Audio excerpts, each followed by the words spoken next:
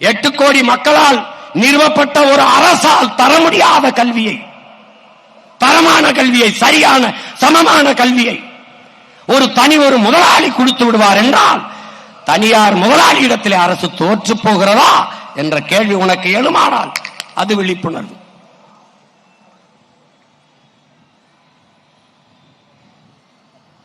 தனியார் முதலாளிதான் Apollo, MG Ramachandra, Kaveri இந்த மருத்துவமனை தான் மருத்துவத்தை தரமாக கொடுக்க முடியும் என்றால் அரசு என்ன செய்கிறது? அரசு ஒரு முதலாளியிடத்திலே தோற்று போகிறதா?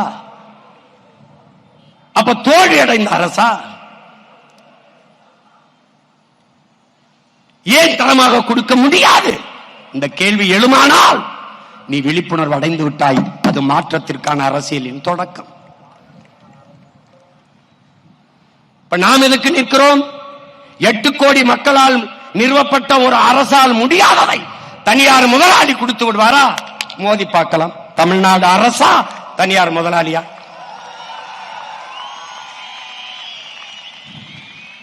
உலகத்தில் ஆகச் சிறந்த கல்வியை பெற்றுக் கொடுங்கள் பிள்ளைகளை. கற்றுக் கொடுக்கிறோம் நாங்கள். பிள்ளைகள் உங்கள் வீட்டின் செல்வங்கள் அல்ல, நாட்டின் செல்வங்கள் என்று சட்டம். ஆகச் சிறந்த கல்வியை என் அருமை பிள்ளைகளுக்கு கொடுப்போம். இது நமது ஆட்சி, அதன் நடைமுறை. தனியார் பள்ளியில் படிக்கிற மாணவ மாணவிகளுக்கு தனித்தனியே தங்கு விடுதிகள் இல்லை. உயர்ந்த சாதி, தாழ்ந்த சாதி என்று தாழ்த்தப்பட்ட மாணவர் மாணவிகளுக்கு என்று தனியாக தங்கும் விடுதி இல்லை. ஆனால் அரசு நடத்துகிற பள்ளியிலே, கல்லூரியிலே எதற்காக தனியாக தாழ்த்தப்பட்ட பிள்ளைகளுக்கு என்று தங்கும் விடுதி? அப்ப தனியார் முதலாளி சாதிப்பதை சமூக நீதி என்று வாய்வெளி வெட்டியாக பேசிக் கொண்டிருக்கிற அந்த அரசால் செய்ய முடியாதா?